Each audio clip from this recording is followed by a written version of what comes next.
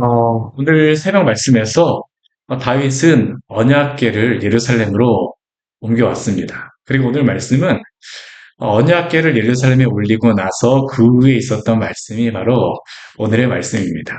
근데 저는 이 말씀을, 이 역대기 말씀을 전에 언제 전화했었냐면 2019년도에 말씀을 전했습니다. 거의 초창기에 전했던 그 말씀이 바로 이 역대기의 말씀인데 거의 뭐 지금 6년이 지나서 이 말씀을 전하는 거죠. 그런데 제가 이 말씀을 보면서 참 6년, 7년이 지나서 이 말씀을 다시 전하는데 이 말씀이 은혜가 되어집니다. 이게 전에 알지 못했던 그 말씀의 그러한 깊이라던가 이게 하나님이 역대기의 말씀을 왜 이스라엘 백성들이 가장 구약의 마지막에 주셨는가라는 것을 어, 이 제가 깨달은 이 말씀을 보면서 제가 알게 되면서 오늘 우리에게도 또한 주시는 은혜의 말씀이구나라는 그런 생각을 하면서 이 말씀을 준비하고 있습니다. 근데 참 안타까운 것은 요즘에 저희 교회 성도님들이 역대기 말씀 잘 못 들으시는 것 같아요. 바빠서 그러신가?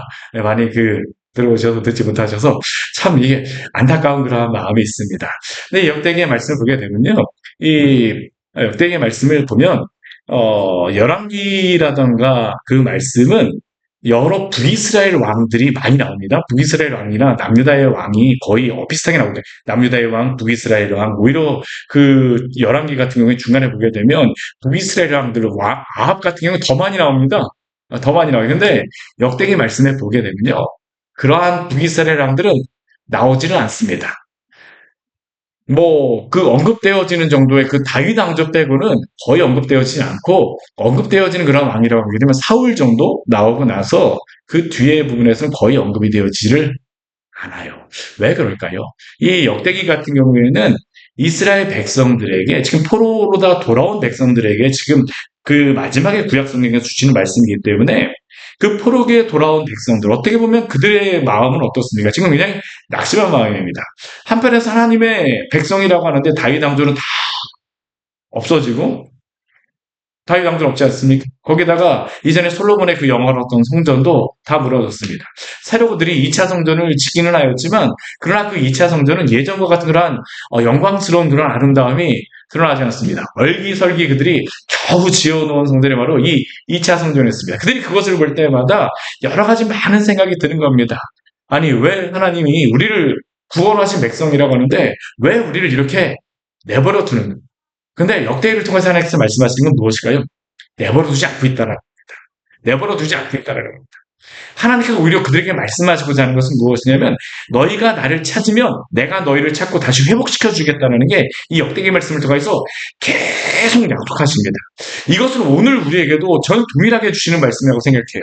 우리가 여러 가지 상황들, 환경들을 만나게 되게 되면 뭐 우리가 아무리 기도해도 주님 저의 기도를 들어주지 않을 것 같습니다. 뭐 여러 가지 많이 기도하다 보면 지치기도 하고 낭망하기도 하죠. 그러나 우리가 이 역대기 말씀을 통하여서 이스라엘 백성에게 주셨던 것 같이 오늘도 이 역대기 말씀을 통하여서 오늘도 하나님께서 우리와 함께 하시고 역사하신 우리 모두가 함께 바라보며 우리가 은혜를 받기를 원합니다. 오늘 이 말씀을 보게 되면요. 사울과 다윗의 그러한 다른 점이 나오게 되어집니다. 사울과 다윗의 그러한 다른 점을 보게 되면요. 사울 같은 경우에도 우리가 보게 되면 왕이 되고 나서, 그렇죠? 왕이 되고 나서 그는 참 안타까운 게 뭐냐면 그건 하나님께서 세우신 그런 왕이었음에도 불구하고 그는 하나님이 주신 그 축복을 제대로 누리지를 못합니다. 하나님이 세우신 왕이었었는데도 불구하고요. 하나님의 세우신 하나님이 세우신 그 왕이라고 하는 그 자리에서 그 누림과 특권을 마음껏 누리지 못합니다. 사울왕이 왕이 되었다라고 하게 되면 그가 누릴 수 있는 가장 좋은 특권은 무엇일까요? 그가 누릴 수 있는 가장 특권은 무엇일까요?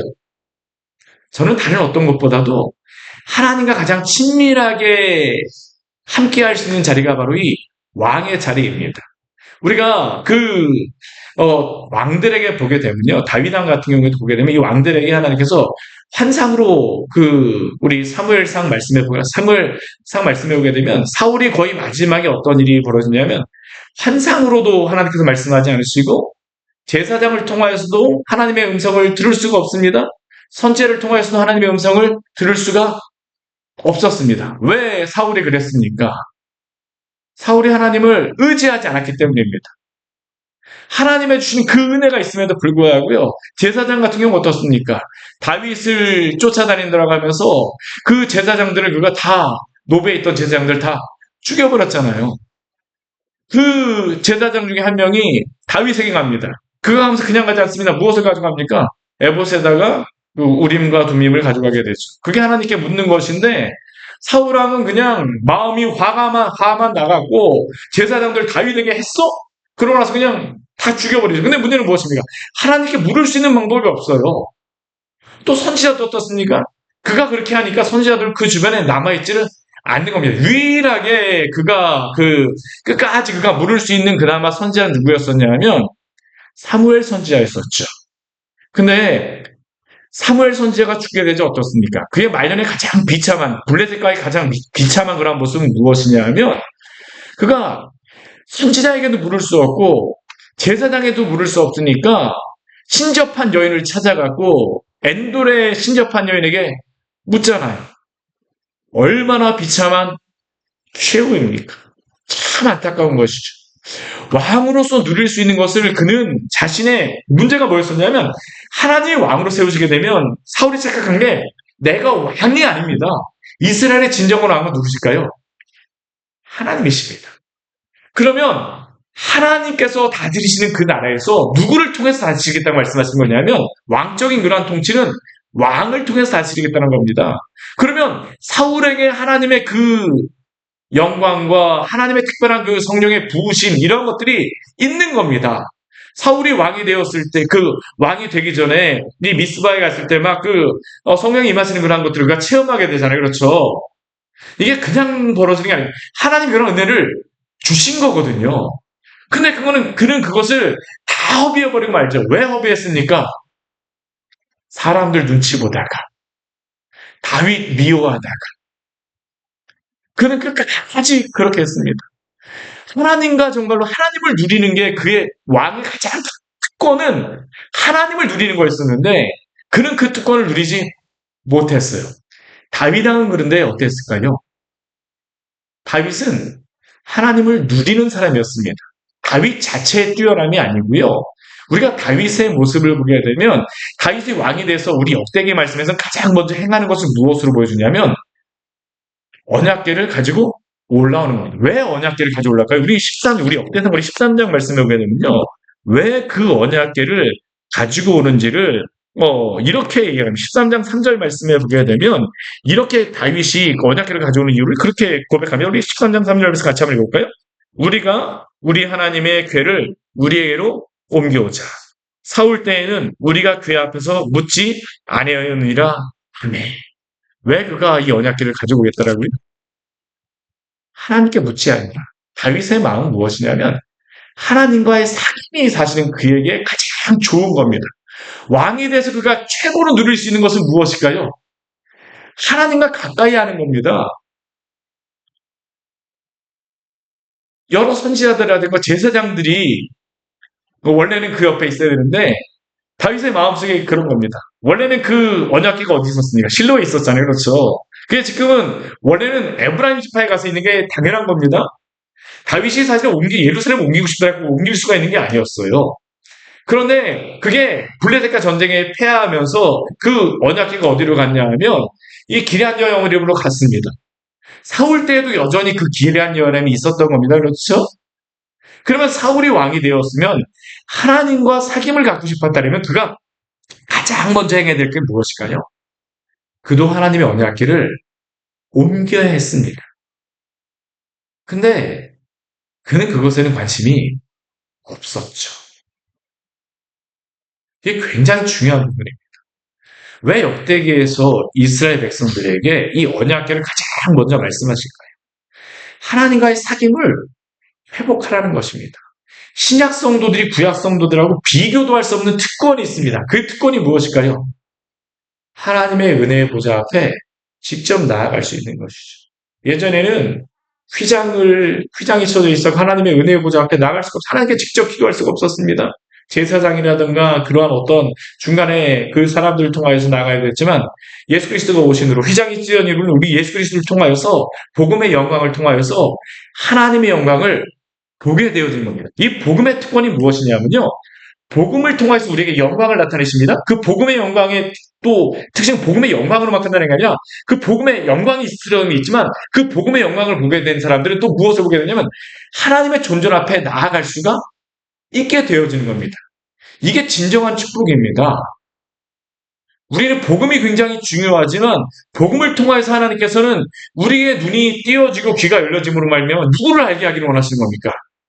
하나님을 알게 하는 삼위 하나님을 알기를 원하십니다. 성도가 되어졌다면 이것을 누리는 것이죠. 다윗은 이것에 대하여서 깨달았던 사람입니다. 이게 하나님이 주시는 지혜라고 할 수 있겠죠. 우리 모두가 이러한 은혜를 빼앗기지 않기를 원합니다. 다른 것 다 찾으면서 하나님을 찾지 않는 것. 이게 사울이었고요. 우리가 예수님 믿고 나서 다른 것 다 구하면서 하나님의 영광을 보여주소서라는 기도를 하지 않게 되면요. 우리도 사울과 똑같은 것입니다. 오늘 다윗은 하나님을 찾죠. 하나님을 찾습니다. 그러니까 어떻습니까? 하나님을 예배하고자 하는 것입니다. 언약궤를 가져오는 것은 하나님께 묻기 위해서 하나님과 사귀기 위하였습니다. 오늘 이 언약궤를 가져오자마자 그거 어떻습니까? 이 언약궤를 가져오면서 우리 사무엘상 말씀을 보면요. 번제와 이러한 제사를 드리거든요. 6복 오를 때 제사 드리고 계속 그렇게 했는지 모르겠지만 이 언약궤를 가져가면서 하나님께 계속 제물을 드립니다. 근데 도착해서도 어떻습니까?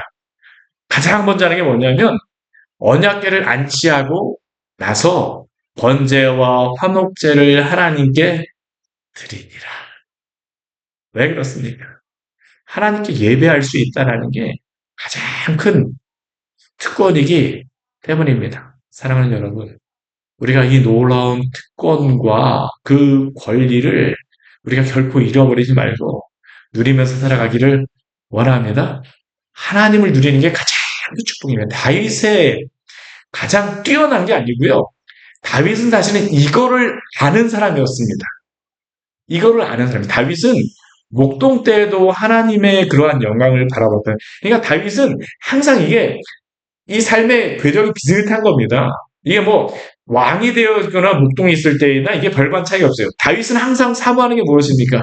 하나님을 찬양하며 경배하며 기뻐하는 겁니다. 하나님 앞에 서 있기를 항상 원했어요. 문지기로 있는 것이 그가 좋다라고 하는 게 그냥 입술만 하는 게 아니라 실제로 다 그게는 하나님 앞에 있는 게 가장 즐겁습니다. 가장 즐겁습니다. 그러니까 다윗의 주변 어떻습니까? 하나님의 영광을 알게 되면요. 그 다음에 나타나는 그런 특징들이 있습니다. 우리 2절과 3절 말씀을 같이 한번 읽어볼까요? 다윗이 번제와 화목제 드리기를 마치고 여호와 이름으로 백성에게 축복하고 이스라엘 무리 중 남녀를 막론하고 각 사람에게 떡 한 덩이와 야자 열매로 만든 과자와 건포도로 만든 과자 하나씩을 나누어 주었더라. 이것은 어떤 의미가 있냐면요. 우리가 다윗이 지금 이스라엘 백성을 축복하잖아요. 그렇죠? 축복을 하지 않습니까? 그리고 이 사람들에게 떡덩이를 나눠줍니다. 그리고 이 사람들과 함께 이 예배를 드리는 거죠. 근데 이게 무엇과 비슷하냐면 제사장 외에 구약시대에 보게 되면요. 제사장 외에 백성들을 축복하였던 사람은요. 거의 없습니다. 예외적인 몇 사람이 있을 뿐입니다. 그 사람이 누구일까요? 대표적인 사람이 모세입니다. 모세. 모세의 특징이 무엇이냐면 모세는 제사장의 역할도 했었고요. 그는 선지자 역할도 했었고 한편에서는 왕 같은 역할도 했던 사람입니다. 그러니까 모세가 그 종으로서 히브리서에서 분명히 종으로서 하는 것이지만 그가 그랬기 때문에 나와 같은 선지자를 보내겠다라고 하는 게 바로 거기서 나오는 겁니다. 그러니까 모세가 이스라엘 백성을 축복했어요. 근데 모세 이후에 백성을 향해서 축복하는 그러한 권한은 누가 그 일을 담당했을까요? 아론 계열의 제사장이 행했던 겁니다. 우리 민수기 말씀에 보게 되면 하나님의 얼굴을 구하며 뭐 이렇게 그런 말씀이라는 게 아론의 축복문이잖아요. 그렇죠? 축도인데 근데 오늘 말씀을 보게 되면요. 아론이 축복을 하는 게 아니라 제사장이 축복하는 게 아니라 누가 축복을 합니까? 다윗이 축복을 하고 있습니다. 그러니까 다윗이 왕으로서의 역할뿐만 아니라 제사장과 같은 그러한 역할을 지금 감당하고 있다라는 거죠. 굉장한 그러한 은혜가 있는 거죠. 하나님께서 다윗을 그렇게 사용하시는 겁니다. 이것은 다윗을 통하여서 오실 예수 그리스도를 예표하는 것이라고 할 수 있어요. 다윗의 그러한 의미보다는 다윗을 통하여서 오실 예수 그리스도에 대한 예표. 교회 공동체는 어떠한 곳입니까? 그것은 바로 다윗의 후손으로 오시는 예수 그리스도 안에서 연합하고 하나 되어서 하나님을 예배하는 공동체입니다. 에베소서 말씀에 보게 되면 우리가 수요일날 에베소서 말씀을 보잖아요. 그렇죠? 근데 에베소서 우리가 이미 보았던 2장 말씀에 보게 되면 그리스도 안에서 연합한 그 믿음의 공동체, 교회 성도들을 무엇이라고 이야기하냐면, 우리 이 에베소 2장 16절 말씀에 이렇게 말씀합니다. 또 십자가로 이 둘을 한 몸으로 하나님과 화목하게 하려 하심이라. 원수된 것을 십자가로 소멸하시고. 예수 그리스도를 통하여서 성도를 무엇으로 삼으십니까? 한 몸으로 삼으셨더라고 이야기해요. 그렇죠. 그리고 또한 2장 19절 말씀을 보면 또 무엇이라고 말이 나오냐면, 그러므로 이제부터 너희는 외인도 아니요 나그네도 아니요 오직 성도들과 동일한 시민이요 하나님의 권속이라. 이 권속이라고 하는 의미는 기억나십니까? 가족이라는 그런 의미입니다. 한 몸이 되어서 그리스도 안에서 우리가 하나가 되었다는 것은 한 몸일 뿐만 아니라 한 가족입니다. 그리고 그 뒤에 우리 에베소 뒤에 말씀해 보게 되면 또 무엇으로 삼아가신다라고 하냐면 한 성전으로 삼아가신다라고 말씀하십니다. 무엇 안에서요? 그리스도 안에서. 우리를 한 몸, 한 가족, 한 성전. 그리스도 안에서 우리를 그렇게 삼으신 줄 기억하십시오. 흡사 오늘 이스라엘 백성들이 이 모습을 보게 되면요. 다윗과 함께 하나님 앞에서 이러한 모습들을 보이고 있는 겁니다. 그리고 그들이 한 몸, 한 가족, 한 성전이 되어서 무엇을 할까요? 하나님께 찬양을 하게 되죠. 찬양을 하게 되죠. 이 뒤에 말씀하게 되면요. 우리 이렇게 그 3절까지의 말씀 뒤에서 나오는 그러한 말씀들이 뭐냐면 하나님을 찬양하는 그러한 내용들이 나옵니다. 이 말씀이, 이 역대기 말씀이 이 사무엘상하에서 나오는 말씀하고 이게 다른 게 그겁니다. 우리 사무엘상하에서는 이렇게 와갖고 이렇게 번제를 드리는 그런 말씀들은 나오지만 우리 4절 이후에 이러한 말씀들은 나오지를 않아요. 우리 4절 말씀을 보게 되면 이게 의미가 있는 말씀입니다. 우리 4절 말씀을 같이 한번 읽어볼까요? 또 레위 사람을 세워 여호와의 궤 앞에서 섬기며 이스라엘 하나님 여호와를 칭송하고 감사하며 찬양하게 하였으니. 다윗만 혼자서 찬양하겠다는 게 아니고요. 어떻게 합니까? 레위 사람들을 세워서 여호와의 궤 앞에서 하나님을 섬기는 자들로 삼습니다. 그리고 여호와를 칭송하고 감사하며 찬양함으로 함께 즐거워하며 기뻐하는 그런 공동체를 만들어가는 겁니다. 근데 제가 이게 왜 의미가 있다라고 말씀하시는 거냐면요. 말을 하는 거냐면, 우리 그 구약 성경에 보게 되면, 다윗 전에는 누가 왕이었습니까? 사무엘이 왕이었어요. 사울이 왕이었어요. 그렇죠? 그 전에는 사무엘입니다. 그리고 그 전 시대는 어떠한 시대냐면, 사사기의 시대가 이어져 왔었던 겁니다. 그렇죠? 그리고 그 전에는 여호수아의 그러한 시대였고요. 모세가 왔던 그러한 시대입니다. 근데 여호수아 그리고 사사기의 시대까지 왔지만, 근데 이 레위 지파 같은 경우에는 이 광야에 있을 때 그들에게는 분명한 사명이 있었습니다. 그들의 사명은 무엇이었습니까? 성막을 옮기는 거였습니다. 제사장들은 그들의 일이 분명했었어요. 어떠한 일입니까? 성막 안에서 하나님께 제사를 드리고 그리고 그 예배를 집전하는 것이었습니다. 그런데 레위 지파 같은 경우는 그들의 대부분의 일들이 그 성막이 크지 않기 때문에 모든 레위 지파가 거기 들어가서 뭔가 할 수가 있지는 않았어요. 몇 명의 그런 사람들만 했었는데 이 레위 지파 같은 경우는 대신에 이 광야를 갈 때는 뭘 했었냐면 각 그 세 집안끼리 어떤 집안은 성막에 있는 뭐 성막이라던가 그러한 겉에 것만 가져가고 어떤 집안 같은 경우에는 뭐 물건들만 가져가고 어떤 집안 같은 경우는 성소 안에 있는 그 성물들만 가지고 갔었죠. 그 레위 지파의 대부분의 광야에서의 그래서 사명 무엇이었었냐면 이 장성막을 옮기고 성물을 옮기는 것이었습니다. 근데 문제는 무엇일까요? 가나안 땅에 들어왔어요. 그럼 이제 가나안 땅에 들어와서 레위 지파에게 각 그 지파에 흩어져 갖고 말씀을 가르치는 그러한 일들을 하라고 물론 다 흩어놓긴 했지만 그러나 그들이 흩어지긴 했지만요. 막상 하나님 앞에서 무엇인가를 할 수 있는 것은 사라져버린 겁니다. 그렇잖아요. 그렇죠. 성전에서 아직까지 성전도 있지 않고 무엇인가 하는 게 마땅치가 않았어요. 각자 다 흩어졌었는데 문제는 뭐냐면 레위 지파가 하나님을 특별하게 섬기는 그러한 모습들을 보이지 못하니까 이 이스라엘 백성들이 사사기 말씀을 보게 되면요. 모세의 손자조차도 자신의 그러한 곳에서 잊지 못하죠. 막 그 제대로 공개를 못 받으니까 떠나가게 되잖아요. 그런 이유 가운데 중요한 것은 무엇이냐면 그들에게 특별한 그렇게 눈에 보이는 사명이 없었던 겁니다. 근데 오늘 말씀을 보게 되면요. 다윗이 무엇을 조직하기 시작하냐면 성가대를 만들고 하나님을 예배하는 그러한 일들을 맡겨주는 겁니다. 그래서 다윗 이후서부터 나타나는 게 뭐냐면요. 각 반차를 따라서 성전에서 찬양하며 기도하는 성가대라든가 악기를 다루는 사람이라든가 또 문지기라든가 그런 것들이 다 체계적으로 만들어져서 하나님을 섬기는 일들을 하게 되어지죠. 그래서 이 사람들이 그 처음에 그러한 일들이 정해진 겁니다. 오늘 거기에 대한 그 일들이 나오게 되죠. 이 레위 사람들의 일이 앞으로 이제 무엇입니까? 우리 4절 말씀이 나오는 거죠. 첫 번째 무엇입니까? 하나님을 섬기는 겁니다. 그리고 그 가운데 그들이 무엇입니까? 칭송하고 감사하며 찬양하는 것. 그리고 그 가운데 이 찬양하며 이 하나님을 예배하는 것에 앞장서는 그러한 일들 가운데 아삽은 무엇입니까? 우두머리 소리의 그러한 일들을 하고요. 그리고 그 뒤에 나오는 사람들은 비파와 승을 타고 또 아삽은 재금을 힘있게 치고 또 제사장 분하야와 야하시엘은 항상 하나님의 언약궤 앞에서 무엇을 할까요? 나팔을 불었다라고 이야기를 하고 있죠. 모두가 다 하나님의 그 기쁨과 즐거움 안에서 자기의 역할들을 맡아서 하나님을 기뻐하며 즐거워하며 충성하는 것입니다. 그리고 그 가운데 무엇을 합니까? 하나님을 찬양하기 시작하죠.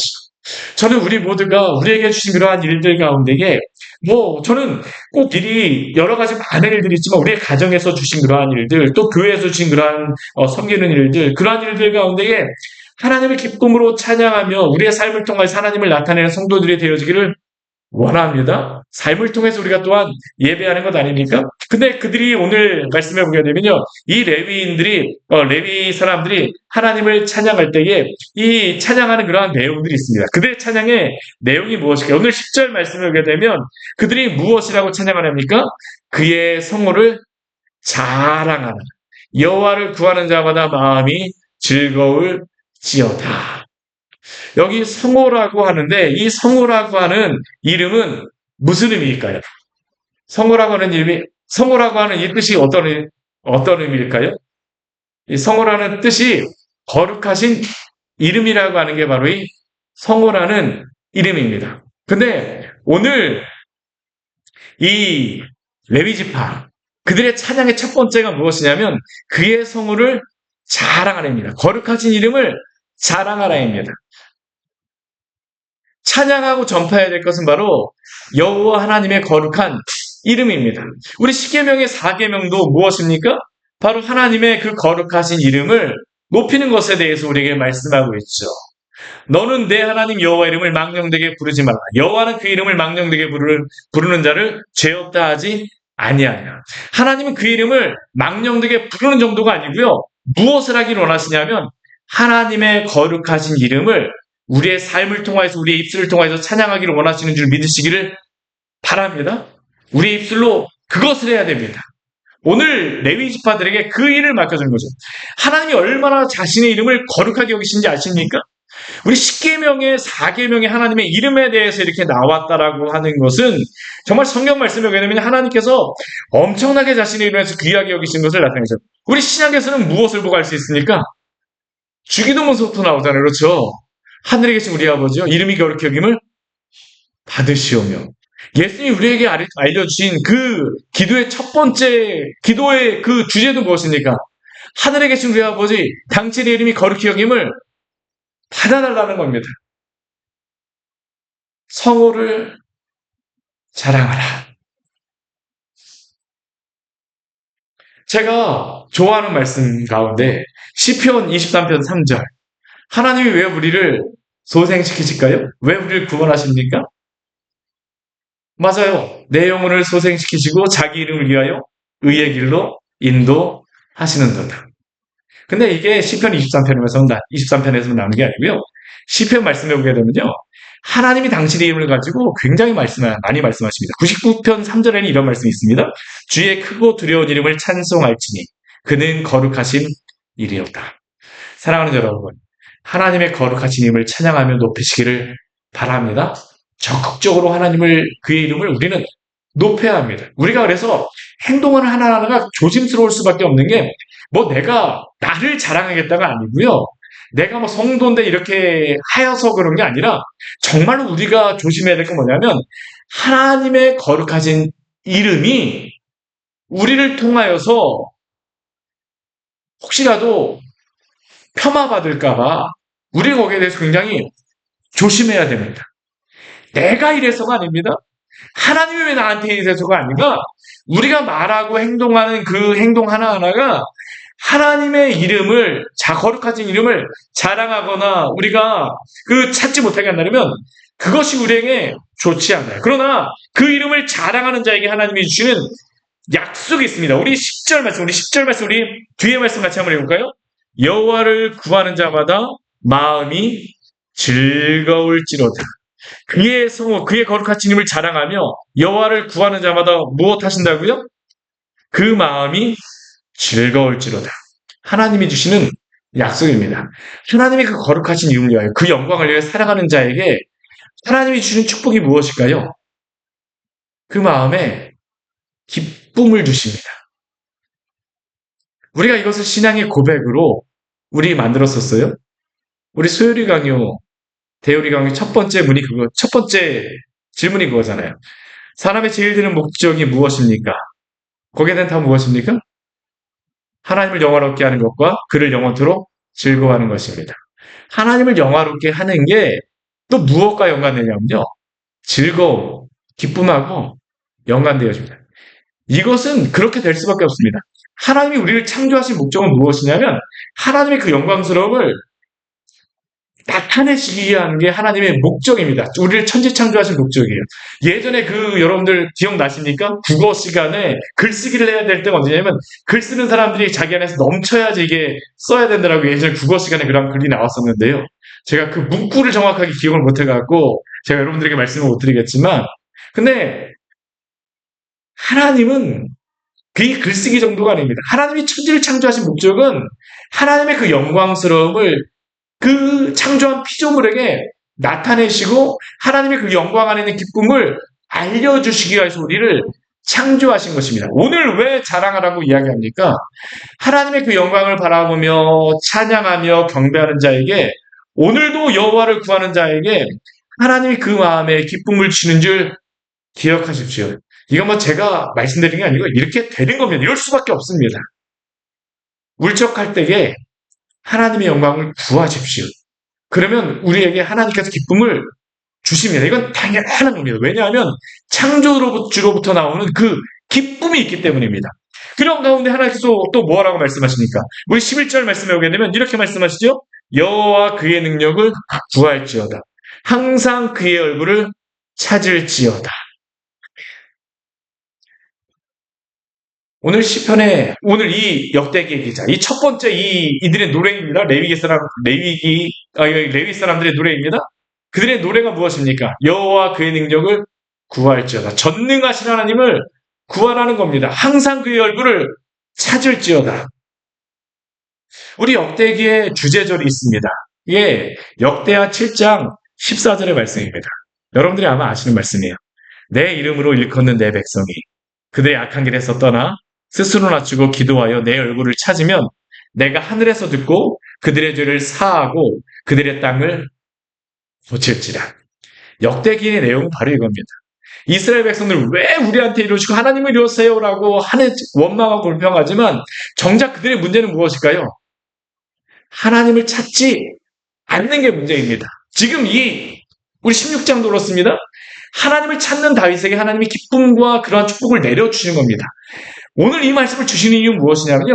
전능하신 하나님을 찾고 그의 얼굴을 구하는 자에게 하나님께서는 오늘도 그를 찾으시겠다라고 역대기는 우리에게 약속하여 주십니다. 그를 찾고 구하면 하나님이 당신의 백성들을 찾으시고 회복하시리라. 이게 바로 오늘도 우리에게 주시는 약속입니다. 그렇게 우리는 어떻게 되겠습니까? 하나님을 기억하십시오. 하나님을 기억하십시오. 오늘 12절 말씀해 보게 12절 13절 말씀해 보게 되면요. 같이 붙은 말씀해 보게 되면 그 뒤에 뭐라고 합니까? 그의 행하신 기사와 그의 이적과 그의 입의 법도를 기억할지어다. 우리 15절 말씀도 뭐라고 우리 가장 뒤에 있습니까?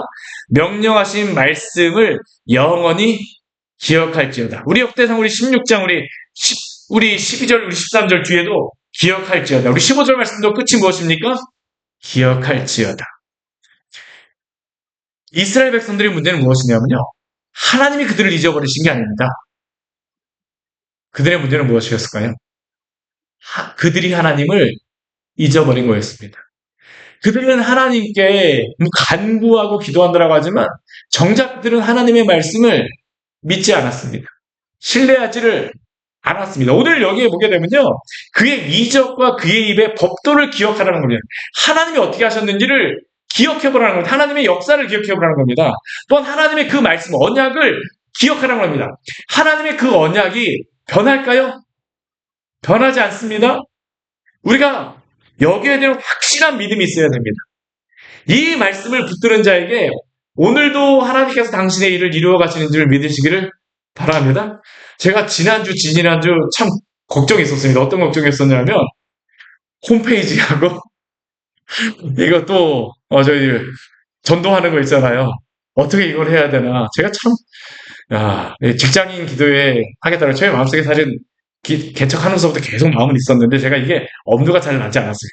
근데 7년이 오면서 말씀 이제 어느 정도 제가 준비한 것들을 전할 수 있는 그러한 여력도 되고 하면서 다른 분들하고 이 말씀도 좀 나누고 해야 되겠다고 했는데 이걸 시작해야 되겠는데 같이 할 수 있는 분들이 누가 있을까? 또 홈페이지도 만들어야 되는데 요번 달 다 해야 됩니다. 근데 하나님 다 응답해 주셨어요. 정말 하나님이 다 응답해 주셨습니다. 홈페이지도 우리 교회 나오는 어떤 형제가 저한테 갑자기 연락을 했어요. 목사님 제가 그걸 하겠습니다. 갑자기 카톡을 보내거든요. 어떻게 해야 되지? 20일도 안 남았네. 근데 그거를 참 재미있었던 게 뭐냐면요. 그 형제 여동생이 저희 교회 홈페이지 들어가고 설교를 들으면서 광고를 들었답니다.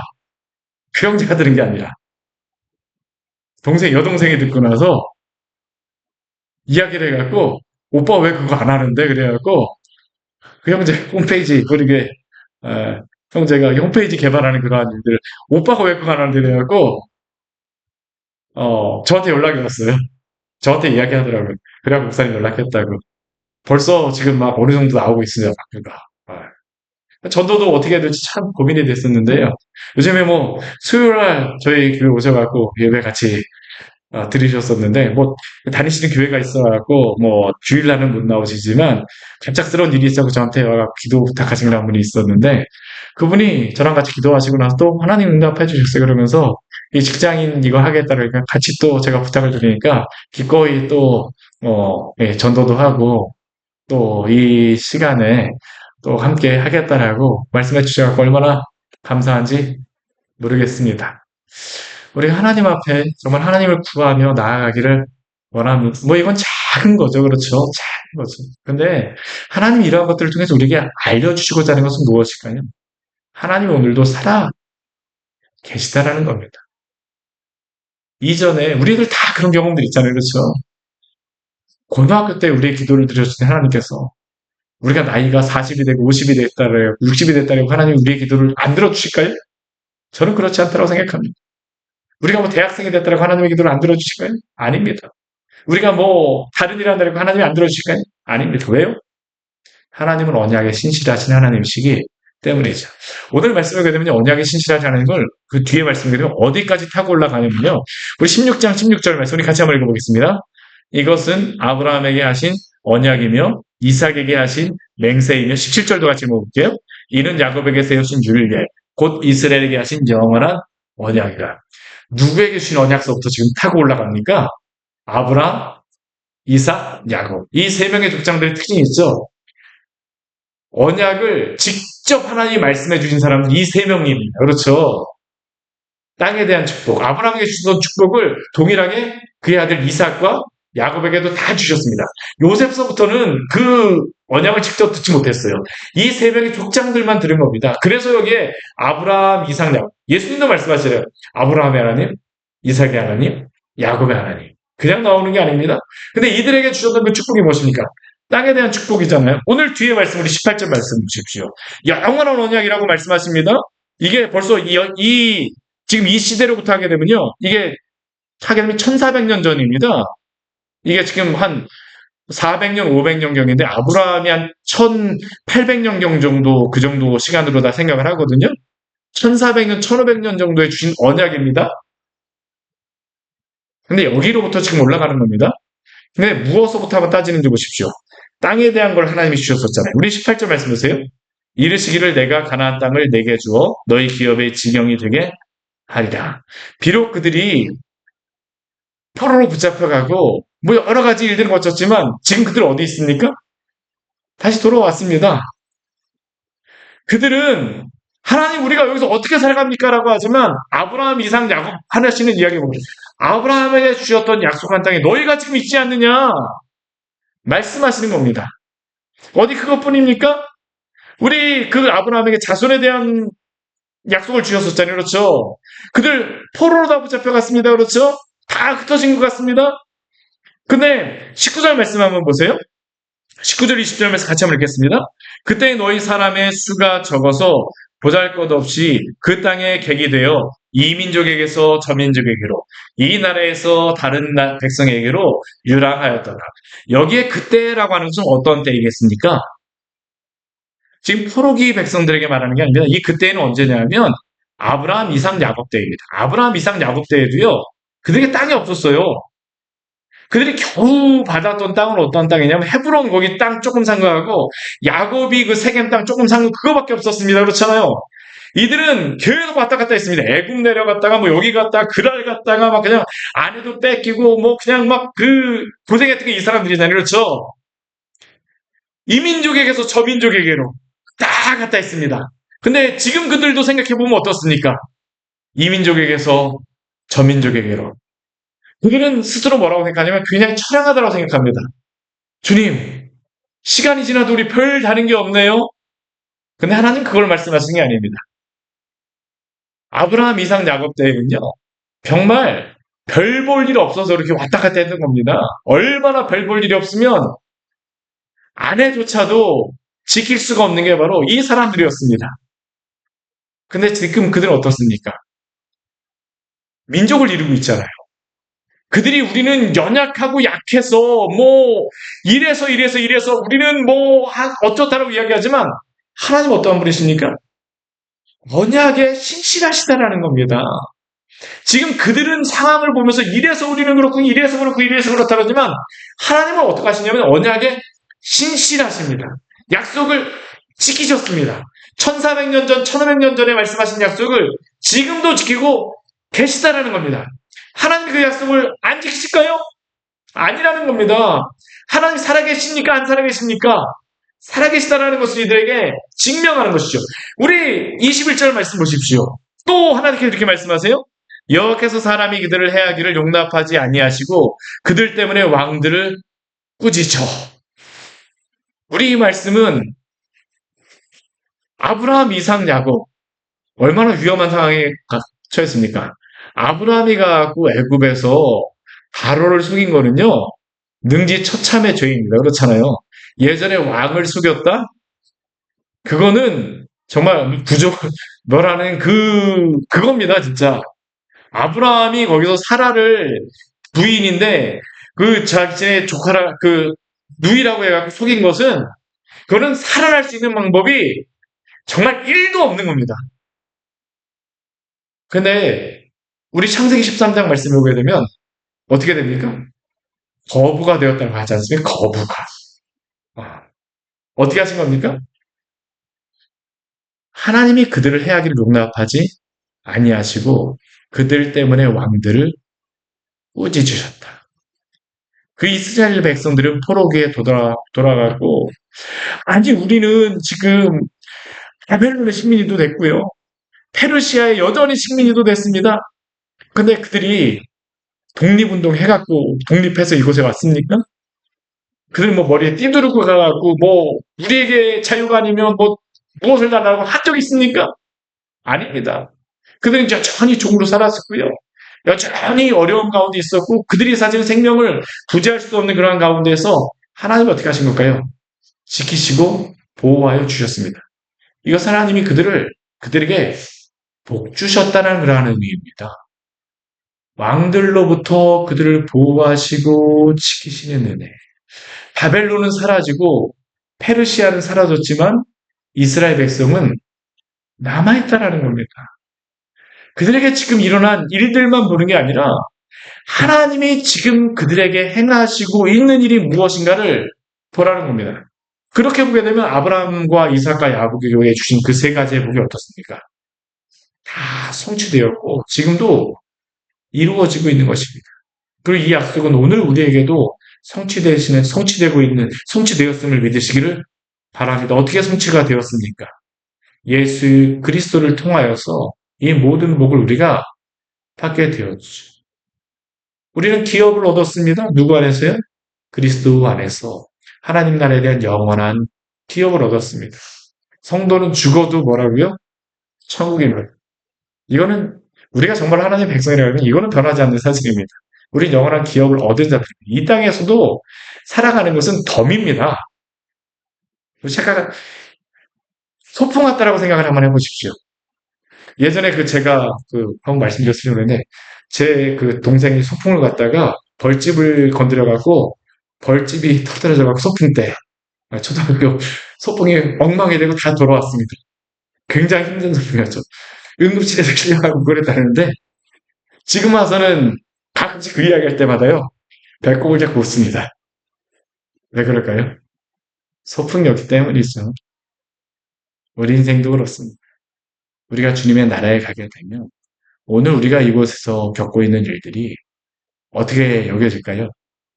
주님이 주신 또한 복된 삶의 때였음을 우리에게 분명히 깨닫게 하실 줄 믿으시길 바랍니다. 하나님 분명히 이끌어 가실 것입니다. 이끌어 가실 것입니다. 우리를 하나님의 자손을 삼아 주셨고요. 또한 하나님의 복을 주셨습니다. 성도의 진정한 복은 무엇일까요? 하나님 자신입니다. 하나님의 영광을 보여주신 것입니다. 역대기는 그것을 보여준 겁니다. 다윗이 언약궤를 가지고 하나님 앞에 예배하는 것은 하나님의 복됨을 누리는 것입니다. 우리 모두에게 이러한 은혜가 있기를 원합니다. 우리는 복받은 자들입니다. 스스로에게 얘기하십시오. 너 복받은 자야. 우리 복받은 자입니다. 주 안에서 이러한 신령한 복을 날마다 누리시기를 축원합니다. 같이 기도하도록 하겠습니다. 우리 오늘 말씀 같이 기억하면서 우리 기도하기로 합니다. 이스라엘 백성들이 이 말씀을 들었을 때 다윗 때니까 라고 했을지 모르지만 사실 다윗 때도 생각해 보면요. 곰곰이 한번 생각해 보십시오. 사울로부터 다윗이 이렇게 왕이 된 건 몇 년 지나지 않았습니다. 몇 년 전만 해도 이들은 죽냐 사냐 고난 가운데 있었던 사람들입니다. 이러한 기쁨을 누리지 못하였던 사람들이에요. 근데 다윗 한 명이 이 하나님의 은혜가 무엇인가를 보게 되자 하나님이 그에게 알려주시자 이스라엘 백성들이 이 복을 누리게 되었습니다. 저는 우리 성도들이 이러한 복된 자들이 복의 통로가 되어지기를 원합니다. 다윗이 상처가 없는 사람이 아니다. 다윗만큼 3,000명 여러분들 따라다닌다고 한번 생각해 보십시오. 저는 하루도 못 삽니다. 술래잡기 예전에 할 때도 누가 여기 오게 되면 아주 조마조마했었는데 왕이 3,000명을 데리고 10년을 넘게 쫓아다닌다고 해보십시오. 피가 말라서 어떻게 삽니까? 근데 하나님이 지켜주시는 겁니다. 그리고 그 시간이 지나면서 하나님이 이렇게 찬양하게 됐잖아요. 그 가운데서 버틸 수 있는 힘은 무엇이었을까요? 하나님의 영광을 동굴 안에서도 보는 겁니다. 아둘람 굴에서도 하나님의 영광을 보는 거죠. 오늘도 우리에게 이러한 은혜가 있게 하여 주십시오. 다윗이 상황이 좋아서 이렇게 하는 게 아닙니다. 사울은 상황이 좋아서 이렇게 하지 않았어요. 하나님의 영광을 보는 사람들이 오늘 주님 우리가 이 영광을 보게 하여 주시옵소서. 이 은혜를 누리는 자들이 되어지게 하시옵소서. 우리 주님 앞에 간절히 기도하도록 하겠습니다. 같이 기도하시겠습니다. 하나님 아버지, 우리가 당신의 이 영광을 들고 싶게 해주시고 하나님의 이 부분을 찬양하는 분들 되고 세계적인 내 인간적 영향을 주시고 재미있으니 주여 너무 싶습니다. 예전에 하나님 주님은 미치게 하나님 세상을 주시옵소서.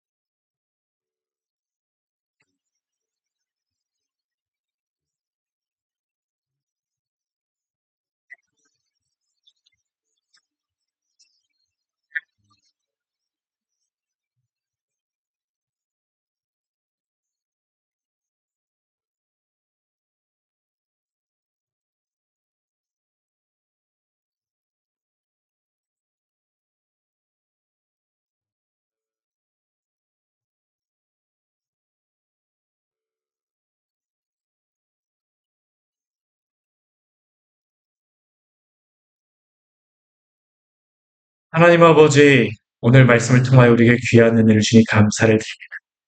하나님은 오늘도 살아계셔서 역사하시는 하나님이심을 또한 우리에게 알려주셔서 감사합니다. 우리의 두렵고 떨리는 마음들을 붙잡아 주시고 하나님 아버지 그 순간마다 하나님 아버지 주께서 함께 하심을 우리로 하여금 알게 하여 주시옵소서. 이 역대기의 포로 후기의 백성들이 그 상황 가운데에서 두렵고 하나님 아버지 참 어려운 가운데 있지만 그런 하나님은 그 상황 가운데서도 하나님은 여전히 살아계셔서 아브라함과 이삭과 야곱에게 주셨던 그 언약이 오늘도 성취되고 있음을 보여주셨던 것 같이 하나님께서 하나님 아버지 아브라함과 이삭과 야곱에게 주셨던 그 언약을 또한 우리에게 예수 그리스도를 통하여 성취하셨고 또한 우리에게 아, 그것을 허락하여 주셔서 감사합니다. 우리가 이미 구원을 받았음에도 불구하고 이 은혜를 마땅히 누려야 되는 자임에도 불구하고 하나님의 그 영광을 바라봐야 되는 자임에도 불구하고 복음의 영광을 보았음에도 불구하고 하나님의 그 영광을 보지 못하는 그러한 어리석음에 우리가 있지 않습니까? 우리의 눈을 열어주시고 우리의 마음을 다하여서 주님을 전심으로 찾는 귀한 성도들, 눈을 떠서 주님의 영광을 바라보는 성도들 되시도록 거룩한 그 성호를 찬양하는 성도들 되시도록 은혜 내려주시옵소서. 예수님 이름으로 기도드립니다. 아멘. 우리 두려운 마음